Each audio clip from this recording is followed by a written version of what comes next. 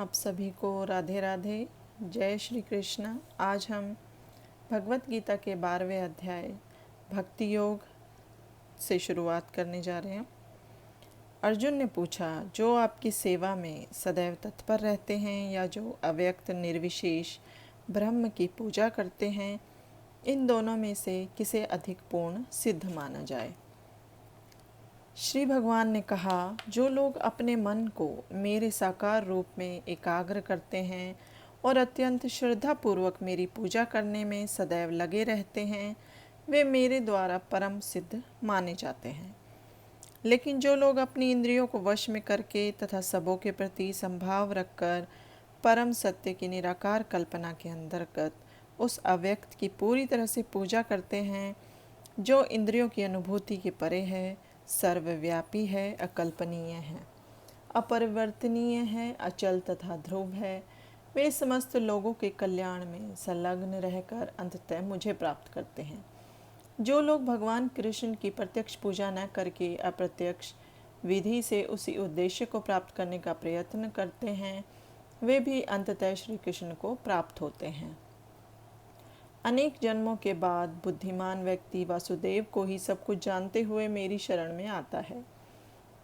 जब मनुष्य को अनेक जन्मों के बाद पूर्ण ज्ञान होता है तो वह कृष्ण की शरण ग्रहण करता है। यदि कोई इस लोक में बताई गई विधि में भगवान के पास पहुंचता है तो उसे इंद्रिय निग्रह करना होता है, प्रत्येक प्राणी की सेवा करनी होती है और समस्त जीवों के कल्याण कार्य में रत होना होता है। इसका अर्थ यह हुआ कि मनुष्य को भगवान श्री कृष्ण के पास पहुंचना ही होता है, अन्यथा पूर्ण साक्षात्कार नहीं हो पाता। प्राय भगवान की शरण में जाने के पूर्व पर्याप्त तपस्या करनी होती है। आत्मा के भीतर परमात्मा का दर्शन करने के लिए मनुष्य को देखना, सुनना, स्वाद लेना, कार्य करना आदि इंद्रिय कार्यों को बंद करना होता है।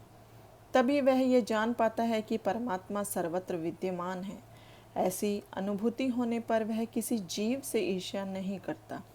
उसे मनुष्य तथा पशु में कोई अंतर नहीं दिखता, क्योंकि वह केवल आत्मा का दर्शन करता है। ब्राह्मण आवरण का नहीं, लेकिन सामान्य व्यक्ति के लिए निराकार अनुभूति की यह विधि अत्यंत कठिन सिद्ध होती है। जिन लोगों के मन परमेश्वर के अव्यक्त निराकार स्वरूप के प्रति आसक्त है, उनके लिए प्रगति कर पाना अत्यंत कष्टप्रद है। देहधारियों के लिए उस क्षेत्र में प्रगति कर पाना सदैव दुष्कर होता है। जो अपने सारे कार्यों को मुझ में अर्पित करके तथा अविचलित भाव से मेरी भक्ति करते हुए मेरी पूजा करते हैं और अपने चित्तों को मुझ पर स्थिर करके निरंतर मेरा ध्यान करते हैं, उनके लिए हे पार्थ, मैं जन्म मृत्यु के सागर से शीघ्र उद्धार करने वाला हूँ। मुझ भगवान में अपने चित्त को स्थिर करो और अपनी सारी बुद्धि मुझ में लगाओ। इस प्रकार तुम निसंदेह मुझ में सदैव वास करोगे। जो भगवान श्री कृष्ण की भक्ति में रत रहता है, उसका परमेश्वर के साथ प्रत्यक्ष संबंध होता है।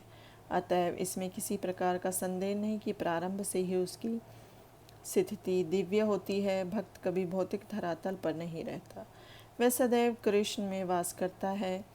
भगवान का पवित्र नाम तथा भगवान अभिन्न है। अतः जब तक भक्त हरे कृष्ण कीर्तन करता है तो कृष्ण तथा उनकी अंतरंग शक्ति भक्त की जीवा पर नाचते रहते हैं। जब वह कृष्ण को भोग चढ़ाता है तो कृष्ण प्रत्यक्ष रूप से उसे ग्रहण करते हैं और इस तरह भक्त इस अन्य उच्छिष्ट झूठन को खाकर कृष्णमय हो जाता है। जो इस प्रकार सेवा में नहीं लगता वह नहीं समझ पाता कि यह सब कैसे होता है। यद्यपि भगवत गीता तथा अन्य वैदिक ग्रंथों में इसी विधि की संस्तुति की गई है। हे अर्जुन, हे धनंजय, यदि तुम अपने चित्त को अविचलित भाव से मुझ पर स्थिर नहीं कर सकते तो तुम भक्ति योग के विधि विधानों का पालन करो। इस प्रकार तुम मुझे प्राप्त करने की चाह उत्पन्न करो। यदि तुम भक्ति योग के विधि विधानों का भी अभ्यास नहीं कर सकते तो मेरे लिए कर्म करने का प्रयत्न करो, क्योंकि मेरे लिए कर्म करने से तुम पूर्ण अवस्था सिद्धि को प्राप्त होगे। किंतु यदि तुम मेरे इस भावनामृत में कर्म करने में असमर्थ हो तो तुम अपने कर्म के समस्त फलों को त्याग कर कर्म करने का तथा आत्मस्थित होने का प्रयत्न करो। यदि तुम यह अभ्यास नहीं कर सकते तो ज्ञान के अनुशीलन में लग जाओ। लेकिन ज्ञान से श्रेष्ठ ध्यान है और ध्यान से भी श्रेष्ठ है कर्म, फलों का परित्याग, क्योंकि ऐसे त्याग से मनुष्य को मन शांति प्राप्त हो सकती है। जो किसी से द्वेष नहीं करता लेकिन सभी जीवों का दयालु मित्र है, जो अपने को स्वामी नहीं मानता और मिथ्या अहंकार से मुक्त है, जो सुख दुख में संभाव रहता है, सहिष्णु है, सदैव आत्मतुष्ट है रहता है, आत्मसंयमी है तथा जो निश्चय के साथ मुझ में मन तथा बुद्धि को स्थिर करके भक्ति में लगा रहता है, ऐसा भक्त मुझे अत्यंत प्रिय है, जिससे किसी को कष्ट नहीं पहुंचता तथा जो अन्य किसी के साथ विचलित नहीं किया जाता, जो सुख दुख में भय तथा चिंता में संभाव रहता है, वह मुझे अत्यंत प्रिय है।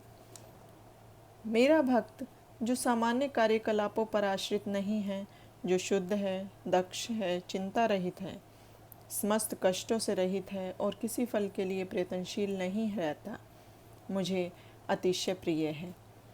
जो न कभी हर्षित होता है, न शोक करता है, जो न पछताता है, न इच्छा करता है तथा जो शुभ तथा अशुभ दोनों प्रकार की वस्तुओं का परित्याग कर देता है, ऐसा भक्त मुझे अत्यंत प्रिय है।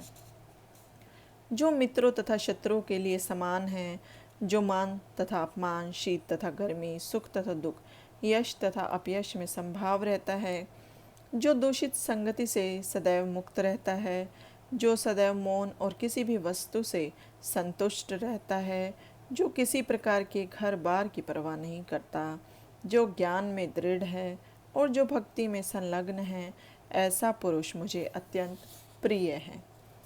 जो इस भक्ति के अमर पथ का अनुसरण करते हैं और जो मुझे ही अपना चरम लक्ष्य बनाकर श्रद्धा सहित पूर्ण रूपेण संलग्न रहते हैं, वे भक्त मुझे अत्यंत प्रिय है।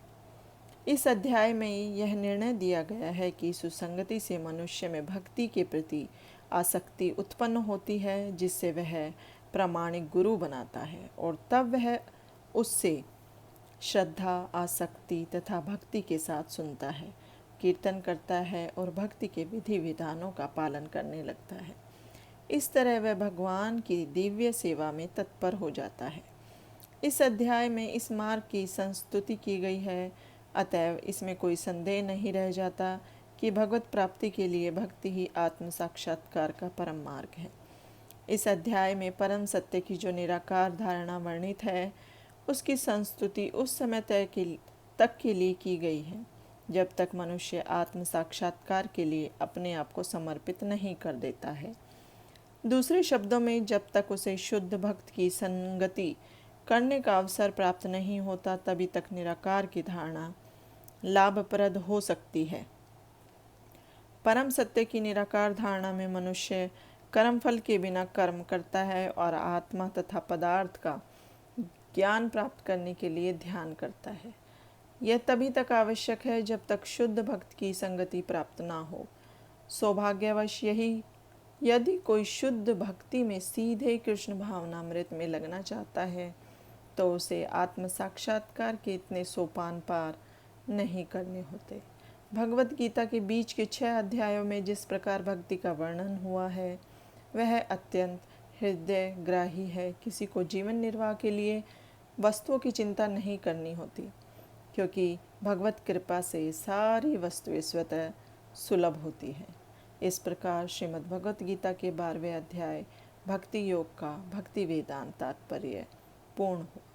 आप सभी को राधे राधे।